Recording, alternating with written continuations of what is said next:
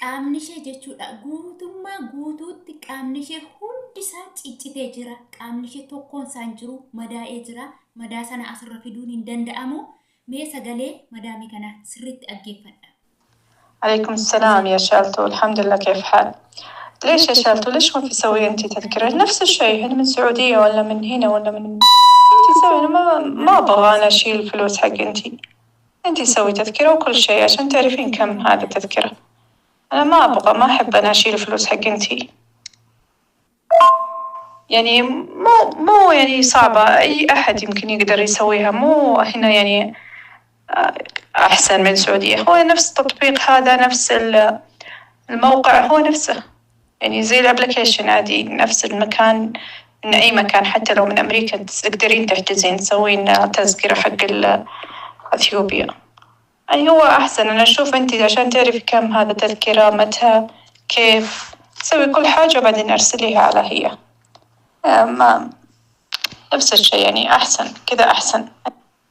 حبيبتي أنا علشان الحين في مكان اسمه نجران، بعيد شوية، مو قريب على رياض أو جدة، كله نفس الشيء. يعني في مطار حق أثيوبيا لازم تروحي رياض أو جدة، علشان كذا لازم أنت تسوي من نجران إلين الرياض أو جدة.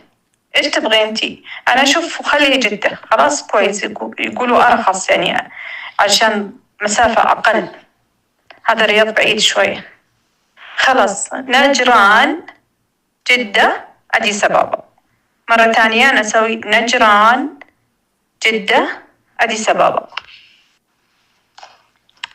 يا شالتو نجران، جدة، أديس أبابا. Amma sagalee asirraa dhaggeeffachaa jirtan kanatti jechuudha.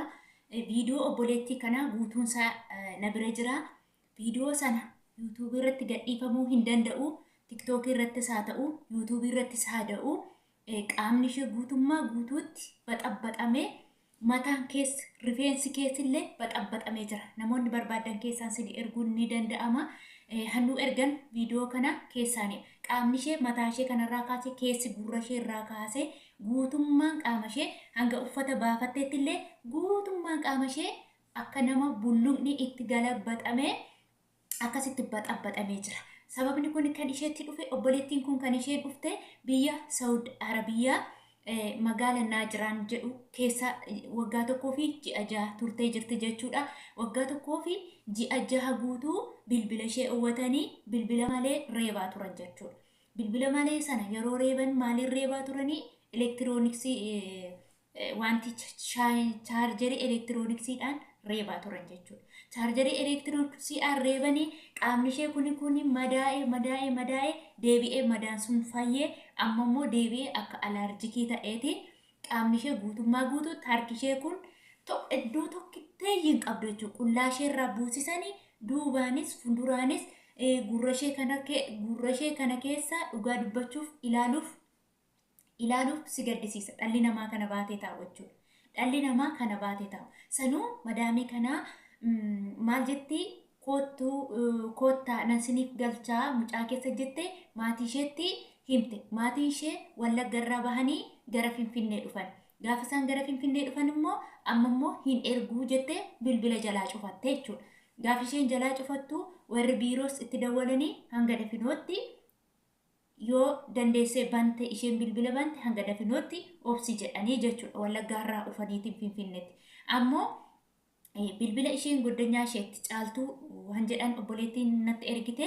Bilbila isheen irratti himtummoo jiraa moo du'aa ishee jiraa? Yoo jirti taate nutti himi, yoo duuteetti taate nutti mennaan ji'a 3 guutuu ciifte.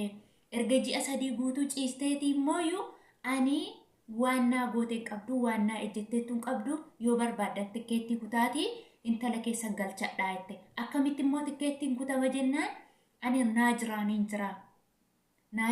Naajiraanillee Jiddaa jedhii kuti. Yoo Riyaad jettee kuttee Riyaad yoo jettee fagoodha. Jidda jedhii kuti, Naajiraanirraa Jiddaa kuti, Jiddarraa immoo Addis Ababaa kuti jettee sagalee keessee fi madaamiin sun jechuudha. Innaan madaam ani birrii siifan kennaa caaltuun immoo sagalee isaan walitti deddeebisaa jiranii hundi isaanii bira jira garuu sagalee sun eeraa waan ta'eef hin waraabne jechuudha. Lakkoofsi madaamis na bira jira.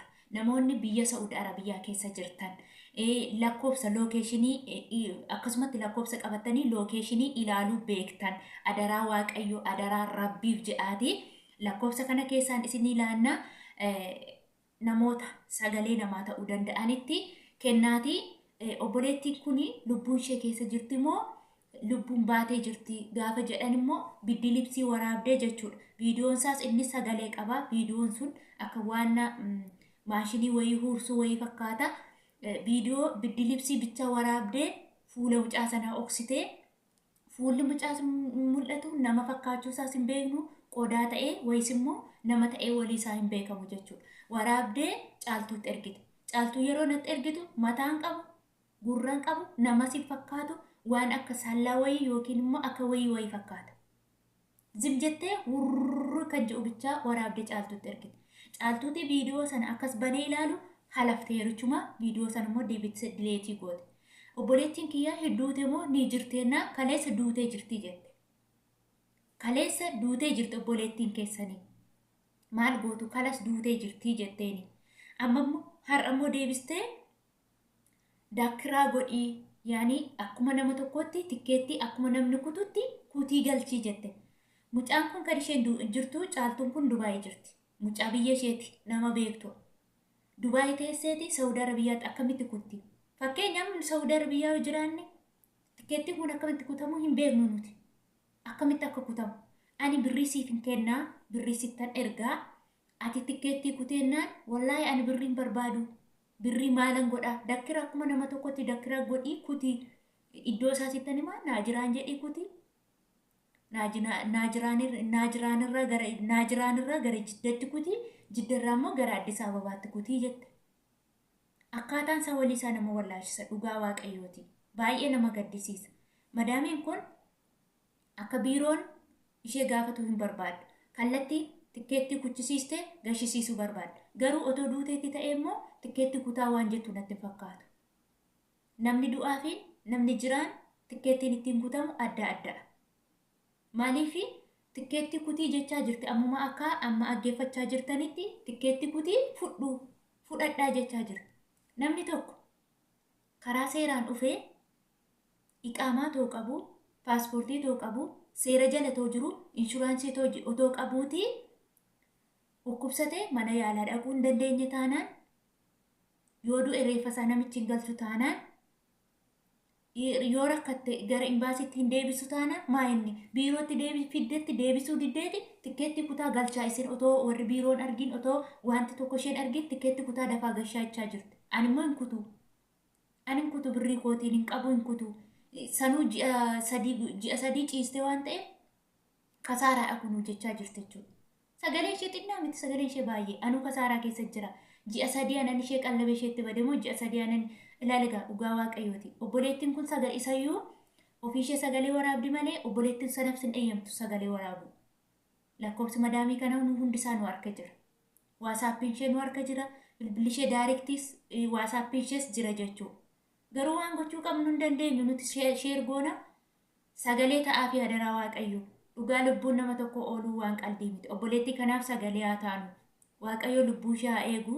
Dhugaa dubbachuuf dhukkubni kun immoo dhukkuba maxifoo dhukkuba garmalee gadhee ta'edha jechuudha. Dhugaadha. Dhangala'oon gurra ishee keessaa guutummaa guutuutti gurra ishee keessaa qaama ishee keessaa dhangala'oon dhangala'aa jira jechuudha. Dhugaa rabbii baay'ee nama gaddisiista jechuudha. Jechuun namummaa ofii nama jibbisiisa yeroo kana argan dhugaa waaqaati. Baay'ee tokko nama gaddisiisa. Ilmi namaa kana fakkaata jechuun akka nama ibiddaan gubame akka nama asiidiin itti nam'e wayii fakkaatti dhugaadha. Fuula ishee kan harka ishee kan harki ishee amma gahee jechuudha. Dhugaa rabbii nama bulluqni gaditti nam'ee zayitiin itti danfeeru fakkaatti jechuudha. Guutummaa humti ishee nama gaddisiisti baay'ee tokko. Adaraa keessa waaqayyoof jedhaati. Adaraa rabbiif jedhaati sheer godhaa. Nama bebbeektanitti hima warra Saudi Arabiyaa keessa jiraatanii dafanii nama qaqqabuu danda'anitti. Lubbuun ishee yoo eegle maatiin ishee yoo danda'an yaallatanii fedha waaqayyoo yoo ta'e akka lubbuun ishee oolu hadaraa keessan isiniin jenna. Eeyyamaa fi jaalala waaqayyootiin isin gaafanna. Obboleewwan keenya nuti waan goonuufi tokko waaqayyoon kadhachuufiifidha. lammataa immoo hanga dandeenyu miidiyaa qabnu irratti hanga dandeenyetti sagalee ta'uufii fi'a jechuudha. Dhugaa dubbachuuf waan inni godhan hin jiru. Waan karaatti gargaaran isaatu akkaataan isaa nama dhiba.